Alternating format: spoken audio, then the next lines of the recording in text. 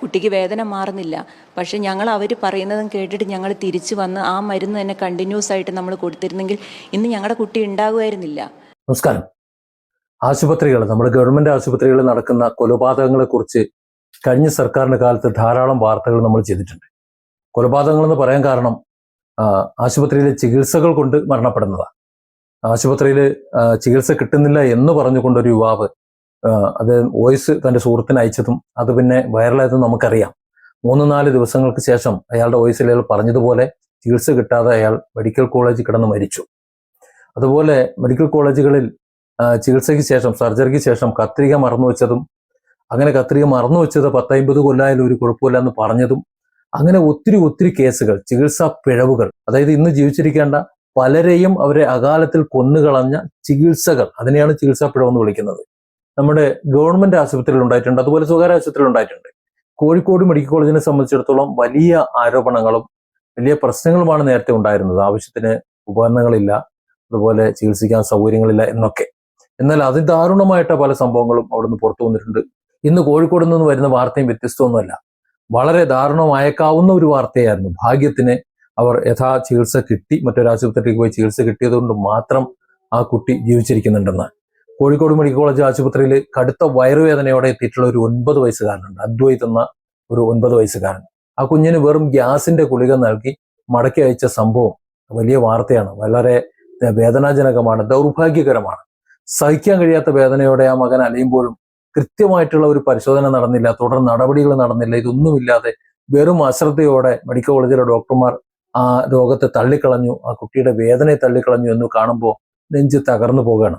സാധാരണക്കാരായ ജനങ്ങള് നമുക്കൊരു വലിയ ആശ്വാസമായിരിക്കും, നമ്മുടെ ജീവൻ അവർ രക്ഷിക്കും, നമ്മുടെ ജീവിതത്തിന് അവർ സംരക്ഷിച്ചുകൊള്ളും എന്ന് കരുതി അഭയം പ്രാപിക്കുന്നതാണ് ഇത്തരം മെഡിക്കൽ കോളേജുകൾ. അത് കേവലം രോഗനിർണയ കേന്ദ്രങ്ങളോ അല്ലെങ്കിൽ മെഷീനുകളായി മാറിപ്പോരുത്. മറിച്ച് ഓരോ രോഗിയുടെയും വേദന സ്വന്തം വേദനയായി കണ്ട് സ്നേഹത്തോടെയും കരുതലോയും കൂടി പരിചരിക്കുന്ന ഒരു യഥാർത്ഥ ആതുരാലയങ്ങളായിട്ടാണ് ഈ മെഡിക്കൽ കോളേജുകൾ മാറേണ്ടത്. കാര്യം മെഡിക്കൽ കോളേജ് എന്നാണ്, അവിടെ നിന്നാണ് ആതുരാലയങ്ങളിൽ നിൽക്കേണ്ട ഓരോരുത്തർ ഇറങ്ങി പോരുന്നത്. കേസുകളും കാര്യങ്ങളും ഒക്കെ കണ്ടാനുണ്ട്. നമുക്ക് ആരുടെ പേരിൽ, ഏത് ഡോക്ടറെ പേരിലും കേസ് കൊടുക്കുക, എന്ത് വേണമെങ്കിലും ചെയ്യാം. പക്ഷെ അതുകൊണ്ടൊന്നും കാര്യമില്ലല്ലോ. നമുക്കൊരു ജീവൻ നഷ്ടപ്പെട്ടു പോയി കഴിഞ്ഞാൽ അത് പോയതല്ലേ. നമുക്കൊരു ദുരിതം ഉണ്ടായാൽ അത് ഉണ്ടായതല്ലേ. അത് സഹിച്ച് നമ്മൾ തന്നെ നടക്കണ്ടേ, അല്ലെങ്കിൽ നഷ്ടപ്പെട്ടു പോയി കഴിഞ്ഞാൽ നമ്മൾ തന്നെ സഹിക്കണ്ടേ. ഏതായാലും ഇനിയൊരു കുഞ്ഞിനും ഇത്തരം ഒരു അവസ്ഥ ഉണ്ടാകരുതെന്ന് നമുക്ക് ആഗ്രഹിക്കാം. ഈ കുഞ്ഞിന്റെ രക്ഷ എന്ന് പറയുന്നത് ഭാഗ്യമാണ്, ആ മാതാപിതാക്കളുടെ പ്രാർത്ഥനകളാണ്. ആ കുട്ടി ഒരുപക്ഷെ ദൈവം അതിന് ജീവൻ വിധിച്ചിട്ടുള്ളത് കൊണ്ട് മാത്രമാണ് മെഡിക്കൽ കോളേജിൽ നിന്ന് അതിന് ചികിത്സ ലഭിക്കാതിരുന്നെന്ന് എനിക്കിപ്പോൾ തോന്നുന്നുണ്ട്. ഏതായാലും അതിന്റെ മാതാവ് ആ സംഭവം, കോഴിക്കോട് മെഡിക്കൽ കോളേജിൽ വെച്ച് സംഭവിച്ചിട്ടുള്ള ആ സംഭവത്തെ വിശദീകരിച്ച് സംസാരിക്കുന്നുണ്ട്. ആ സംസാരം നമ്മളിന്ന് കേൾക്കുമ്പോഴാണ് നമ്മുടെ ആശുപത്രികൾ എത്ര ലാഘവത്തോടെയാണ് അത് കാണുന്നത് എന്ന്. വേദനയോടെ അല്ലാതെ, അല്ലെങ്കിൽ ഒരു ആശങ്കയോടെ അല്ലാതെ, ഒരു ഉൾക്കടലത്തോടെ അല്ലാതെ നമുക്ക് ഈ സംസാരം കേൾക്കാൻ കഴിയില്ല. കോഴിക്കോട് മെഡിക്കൽ കോളേജിൽ ഞങ്ങളിന്ന് പോയ സമയത്ത് മോന് നല്ല വയറുവേദനയായിരുന്നു. ആ വയറുവേദനയായിട്ടാണ് ഞങ്ങൾ അവിടെ എത്തിയത്. അപ്പോൾ രാത്രിയിലാണ് എത്തിയത്. അപ്പോൾ ആ സമയത്ത് അവിടെ ചെന്നപ്പോൾ ഞങ്ങളോട് ചോദിച്ചു, എന്താണെന്ന് ചോദിച്ചപ്പോൾ ഞങ്ങൾ മോന് പറഞ്ഞു, നല്ല വയറുവേദനയുണ്ട്, കിടക്കാനൊന്നും പറ്റില്ല, ഇരിക്കാനോ ഒന്നും പറ്റില്ല, കുട്ടിക്ക് അത്ര ബുദ്ധിമുട്ടാണ്. അപ്പോൾ പറഞ്ഞു എന്താണ് കഴിച്ചതെന്ന് അവർ ചോദിച്ചത്. ഞങ്ങൾ പറഞ്ഞു വീട്ടിലുള്ള ഫുഡാണ്. വീട്ടിലുള്ളതെന്ന് പറഞ്ഞാൽ നമുക്ക് ഫംഗ്ഷൻ ഉള്ളതുകൊണ്ട് അന്ന് ഫുഡ് വേറെ തന്നെയായിരുന്നു നമ്മൾ ഉണ്ടാക്കിയത്, അതായിരുന്നു കഴിച്ചതെന്ന് പറഞ്ഞു. അങ്ങനെയാണെങ്കിൽ ഞങ്ങൾക്ക് എല്ലാവരും കഴിച്ചതാണ്.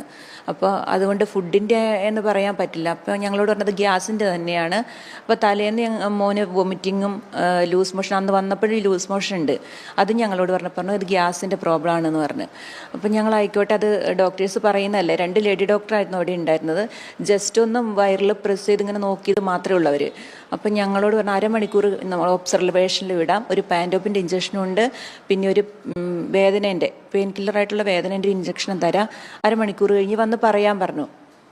അരമണിക്കൂർ കഴിഞ്ഞിട്ട് ഞങ്ങൾ ചെന്ന് പറഞ്ഞു വേദന മാറിയില്ല, മോന് നല്ല വേദനയാണെന്ന് പറഞ്ഞു. ആ മരുന്നിൻ്റെ എഫക്റ്റ് 1 മണിക്കൂറോളം ഉണ്ട്, അത് കഴിഞ്ഞിട്ട് വരാൻ പറഞ്ഞു.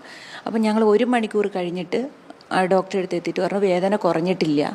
അപ്പോൾ എന്തെങ്കിലും നമുക്കൊന്ന് CBC എന്തെങ്കിലും ചെക്ക് ചെയ്യായിരുന്നു, ഇൻഫെക്ഷൻ എന്തെങ്കിലും ഉണ്ടോ എന്ന് അറിയാമായിരുന്നു. ഞങ്ങൾ അങ്ങോട്ട് ആവശ്യപ്പെടുമ്പോൾ അവർ പറഞ്ഞത് ഓൾറെഡി ഇത് യൂറിനാറി നോക്കിയ സമയത്ത് അതിനകത്ത് ഒന്നുമില്ല, അപ്പോൾ അതുകൊണ്ട് ഇത് ചെയ്യേണ്ട ആവശ്യമില്ല. അപ്പോൾ ഞങ്ങൾ പറയും USG ഒന്ന് ചെയ്ത് നോക്കിയാൽ എന്താണെന്ന് ഞങ്ങൾക്ക് സമാധാനമായിട്ട്, കുട്ടീൻ്റെ അത്രയും വിഷമമുള്ള വേദന ഞങ്ങളാണ് കാണുന്നത്. അപ്പോൾ അത് സഹിക്കാൻ പറ്റാത്തതുകൊണ്ടാണ് ഞങ്ങൾ പറയുന്നത്. അപ്പോൾ USG ഒന്ന് ചെയ്തു നോക്കാന്ന് പറഞ്ഞപ്പോൾ വേറൊരു ഡോക്ടർ, ആ കൂടെയുള്ള ഡോക്ടറോട് പറഞ്ഞു. അങ്ങനെ അവരാണ് ചെയ്യാൻ പറഞ്ഞു. ചെയ്ത് ഞങ്ങൾ എന്ത് ചെയ്തു, സൂപ്പർ സ്പെഷ്യാലിറ്റീൻ്റെ അവിടെയുള്ള പുതിയ ന്യൂ ബ്ലോക്ക് എമർജൻസീൻ്റെ അവിടെയാണ് ഞങ്ങൾ പോയിട്ട് സ്കാനിങ് എടുക്കാൻ പോയത്. അവിടെ അത്രയും തിരക്കായിരുന്നു. ഒരുപാട് തിരക്കുള്ള സമയത്ത് അവിടെ എത്തിച്ചേർന്നത്. രാത്രി ആയതുകൊണ്ട് അവിടെ നിൽക്കാൻ പോലും ഞങ്ങൾക്ക്, കുട്ടീനെ എടുത്തിട്ടാണ് ഞങ്ങൾ നിൽക്കുന്നത് അവിടെ. അങ്ങനെ ഞങ്ങൾ 2:30 ആയപ്പോഴാണ് ആ സമയത്താണ് നമുക്ക് USG ചെയ്യാൻ കയറ്റിയത്. അവിടെ പെട്ടെന്ന് ചെയ്ത് കഴിഞ്ഞ് ഞങ്ങൾ പോരുകയും ചെയ്ത്. റിസൾട്ട് നോ സിഗ്നിഫിക്കൻ്റ് എന്ന് പറഞ്ഞിട്ടാണ് റിസൾട്ട് കൊടുത്തത്, അവർ തന്നു വിട്ടത്. അപ്പം ഞങ്ങൾ നേരെ തിരിച്ച് കുട്ടികളുടെ ഭാഗത്തിൽ വന്ന് കാഷ്വാലിറ്റി വന്ന് ഡോക്ടറെ കാണിച്ചപ്പോൾ പിന്നെ അവർ പറഞ്ഞു ഇത് കുഴപ്പമൊന്നുമില്ല, പിന്നെ ഗ്യാസിൻ്റെ പ്രോബ്ലം തന്നെയാണെന്ന് പറഞ്ഞു. അപ്പോൾ ഈ കുട്ടീനെ പരിശോധിച്ചിട്ടില്ല. അപ്പം ഞാൻ പറഞ്ഞു കുട്ടിക്ക് പെനിസിൻ്റെ അടുത്ത് ഭയങ്കര പെയിനുണ്ട്, അവിടെ നോക്കുമായിരുന്നെങ്കിൽ എന്ന് പറഞ്ഞു. അപ്പോൾ അവരവിടെ കയറ്റി കിടത്തിയിട്ട് ജസ്റ്റ് ഒന്ന് നോക്കിയിട്ട് പറഞ്ഞു ഇത് ഗ്യാസിൻ്റെതാണ്, പെനിസിൻ്റെ അവിടെയുള്ള വേദന എന്ന് പറഞ്ഞാൽ കായൽ വീക്കം. ചില കുട്ടികൾക്ക് അങ്ങനെ ഉണ്ടാവും, ഗ്യാസുമായിട്ട് വന്നിട്ടുണ്ടെങ്കിൽ കായൽ വീക്കം ഉണ്ടാവും, അതുകൊണ്ടാണ് ആ വേദന ഉള്ളതെന്ന് പറഞ്ഞു.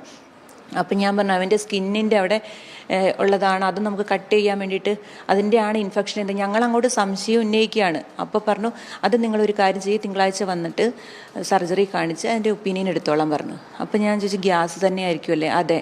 അപ്പോൾ ഞങ്ങളോട് പറഞ്ഞു പോയിക്കോ, 2 മരുന്ന് എഴുതി, ഒന്ന് സൈക്ലോപാം മരുന്നും ഒന്ന് പാൻറ്റോപ്പും ഒരു ജെലുസിലിൻ്റെ ഒരു മരുന്ന് തന്ന് ഞങ്ങളെ പറഞ്ഞയക്കുക ചെയ്തേ. അപ്പോൾ കുട്ടീനോട് ഞങ്ങൾ അന്നേരം പറയുന്നുണ്ട് കുട്ടിക്ക് വയറൊടിഞ്ഞിട്ടാണ് നിൽക്കുന്നത്, നടക്കാൻ പോലും പറ്റുന്നില്ല. അപ്പോൾ ഇവനോട് പറഞ്ഞു നടക്കാൻ പറഞ്ഞു. അങ്ങനെ കുറച്ച് ദൂരം അവർ നടത്തിച്ചു. മോന് ആ വേദനയെ സഹിച്ചിട്ടാണ് മോൻ നടന്നത്. അവന് അങ്ങനെയെങ്കിലും അവന് എന്തെങ്കിലും മരുന്ന് തന്നാൽ മാറും എന്നുള്ളൊരു വിശ്വാസം തോന്നുന്നു കുട്ടിക്ക്. അത്രയും വേദനയാണ്. അവൻ ഞങ്ങളോട് പറയാണ് ഞാൻ ചത്തുപോകുമോ എന്നുള്ളത് ഞങ്ങളോട് ചോദിക്കുക കുട്ടി. അപ്പോൾ എത്ര ചിന്തിച്ചാൽ ആ കുട്ടിക്ക് എത്ര വേദന ഉണ്ടായിട്ടുണ്ടെന്ന് നമ്മൾ ചിന്തിക്കണം. തിരിച്ച് ഞങ്ങൾ വീട്ടിലെത്തി.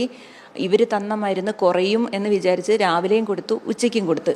അപ്പോഴേക്ക് കുട്ടി അവശതയായി തുടങ്ങി, അത്രയും കണ്ടീഷൻ മോശമായി തുടങ്ങി. ഉച്ച കഴിഞ്ഞ് ഞങ്ങൾ റിട്ടയർഡ് വിജയകുമാർ സാറ്, കുന്നമംഗലത്തുള്ള ഡോക്ടർ വീട്ടിൽ പോയി. സാറ് ഒന്ന് ടച്ച് ചെയ്തിട്ടുള്ളൂ. സാറ് പറഞ്ഞു അപ്പൻഡിസൈറ്റിസ് ആണ്. ശരിക്കും ഒരു ദൈവതുല്യനായൊരു ഡോക്ടർ അത്. സാറാണ് പറയുന്നത് ഇങ്ങനെ ഇതാണ്.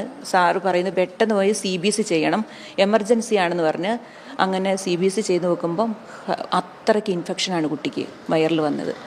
ഇവരെന്തുകൊണ്ടാണ് അതങ്ങനെ അവിടുന്ന് ഞങ്ങൾ പറഞ്ഞിട്ടും കൂടി ചെയ്യാത്തതെന്ന് ഞങ്ങൾക്കറിയില്ല.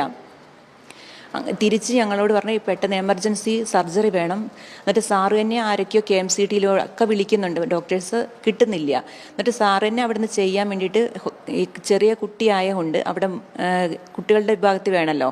അപ്പോൾ അവിടെയും വിളിച്ചു നോക്കിയിട്ട് പിന്നെയാണ് ഇവിടെയുള്ള നൂറുദ്ദീൻ സാറിനെ വിളിച്ച് കിട്ടുന്നത്. സാറോട് പറഞ്ഞു എമർജൻസി സർജറിയാണ്, കുട്ടിക്ക് അത്ര കണ്ടീഷൻ മോശമാണ്, കുട്ടീനെ കിട്ടാൻ തന്നെ അത്രയും കണ്ടീഷൻ സീരിയസ് ആണ്, എത്രയും പെട്ടെന്ന് ചെയ്യണം എന്ന് പറഞ്ഞു. ഞങ്ങളൊരു അത്രയും സാധാരണക്കാരാണ്, ഞങ്ങൾക്ക് പിന്നെ അങ്ങനെ ജീവിക്കുന്നതാണ് ഞങ്ങൾ. അപ്പോൾ ഞങ്ങൾക്ക് ഈ കുട്ടീനെ ഒരു സ്വകാര്യ ഹോസ്പിറ്റലിലേക്ക് എത്തിക്കണമെങ്കിൽ ആ സർജറി നടത്തണമെങ്കിൽ വരുന്ന ചിലവും കാര്യങ്ങളും ഒക്കെ ഞങ്ങൾക്ക് ബുദ്ധിമുട്ടുള്ള കാര്യമാണ്. എന്നാലും ഞങ്ങളുടെ ജീവൻ എന്ന് പറഞ്ഞാൽ ഞങ്ങളുടെ മക്കളാണ്. എന്നിട്ടും കൂടി ഞങ്ങൾ ആ സമയത്തിനുള്ളിൽ ഞങ്ങൾക്ക് കുട്ടിക്ക് വേണ്ട എല്ലാ ക്യാഷും കാര്യങ്ങളും ഞങ്ങൾ അറേഞ്ച് ചെയ്ത് ഇവിടെ എത്തിച്ച് ഡോക്ടർ സ്ഥലത്തിൽ നിന്ന് ഡോക്ടർ 10:30 ആകുമ്പോൾ ഇവിടെ എത്തി. 11 മണിയാകുമ്പോഴേക്കും ഞങ്ങൾ സർജറി ചെയ്ത് കുട്ടീനെ പുറത്തെടുത്തു. സാർ ഞങ്ങളെ കാണിച്ചു തന്നു. അപ്പൻഡിക്സ് പൊട്ടിയിട്ട് സ്പ്രെഡായി കുടലിൻ്റെ ഭാഗത്തും കരളിനും ഒക്കെ ഫുള്ള് സ്പ്രെഡായിപ്പോയി. നല്ല ക്രിട്ടിക്കൽ കണ്ടീഷനായിരുന്നു. അവിടെ നിന്ന് തന്നെ നിർത്തി. ഇപ്പം മോനെ ഓക്കെ ആയിട്ട് വരുന്നുണ്ട്. ഞങ്ങൾക്ക് ജീവൻ തിരിച്ചു തന്ന ഈ ഹോസ്പിറ്റലിലെ ഡോക്ടറാണ്, അത് കണ്ടുപിടിച്ച് തന്ന വിജയകുമാർ സാറാണ്. ഈ 2 പേരുമാണ് ഞങ്ങൾക്ക് ദൈവങ്ങളായിട്ട് കാണുന്നത്. നമ്മളൊരു സാധാരണക്കാരായ ആൾക്കാർ ഒരു മെഡിക്കൽ കോളേജ് ആശ്രയിക്കുന്നതെന്ന് പറഞ്ഞാൽ നമ്മുടെ മക്കൾക്ക് അവിടെ സേഫാണ്, നമുക്ക് തന്നെ സേഫാണെന്ന് ഓർത്തിട്ടാണ് അവിടെ ചെല്ലുന്നത്. ഈ രീതിയിൽ എക്സ്പീരിയൻസ് ഇല്ലാത്ത ഡോക്ടർമാർ കാഷ്വാലിറ്റിയിൽ ഇരുത്തിക്കഴിഞ്ഞാൽ അത് ശരിയുള്ള കാര്യമല്ല. അല്ലെങ്കിൽ അവിടെ സീനിയർ ഡോക്ടർ വേണം. ഒരു സെക്കൻഡ് ഒപ്പീനിയൻ എടുക്കണമെങ്കിൽ കുട്ടിക്ക് വേദന മാറിയില്ലെങ്കിൽ അവർ അഡ്മിറ്റ് ആക്കിക്കൊണ്ട് അവിടെ നിന്ന് നല്ല ചികിത്സ കൊടുക്കാം. എന്തുകൊണ്ട് അവരത് ചെയ്തില്ല? ഇല്ലെങ്കിൽ ഈ സ്കാനിങ്ങിൽ അത് കണ്ടില്ല. എന്നാൽ അവർക്ക് പറയാം, ഒരു CT സജസ്റ്റ് ചെയ്യായിരുന്നു അവർക്കത്. അതവർ ചെയ്തില്ല. കുട്ടിക്ക് വേദന മാറുന്നില്ല. പക്ഷെ ഞങ്ങൾ അവർ പറയുന്നതും കേട്ടിട്ട് ഞങ്ങൾ തിരിച്ചു വന്ന് ആ മരുന്ന് തന്നെ കണ്ടിന്യൂസ് ആയിട്ട് നമ്മൾ കൊടുത്തിരുന്നെങ്കിൽ ഇന്ന് ഞങ്ങളുടെ കുട്ടി ഉണ്ടാകുമായിരുന്നില്ല. ഞങ്ങൾ ശരിക്കും ഇത് പബ്ലിസിറ്റിക്കോ ഒരു ക്യാഷിൻ്റെ ഇതോ അതൊന്നുമല്ല, ഞങ്ങൾക്ക് അതൊന്നിനും വേണ്ടിയിട്ടില്ല. ഇനി കോളേജിൽ വരുന്ന ഒരു മക്കൾക്കും ഈ ഒരു അനുഭവം ഒരു കുട്ടികൾക്ക് ഉണ്ടാകാതിരിക്കാൻ വേണ്ടി മാത്രമാണ് ഞങ്ങളിത് പുറത്തേക്ക് കൊണ്ടുവന്നത്. ഇനി ഒരു കുട്ടികൾക്ക് ഞങ്ങളുടെ മോനെ പോലെ എത്രയോ സാധാരണക്കാരായിട്ടുള്ള കുട്ടികളുണ്ട്. അവർക്ക് ഒരാൾക്ക് പോലും ഇങ്ങനത്തെ ഒരു അനുഭവം ഉണ്ടാകരുതെന്ന് വിചാരിച്ചിട്ടാണ് ഞങ്ങൾ ഈ റിപ്പോർട്ട് ചെയ്തത്. Different angles. Don't forget to subscribe and support this channel.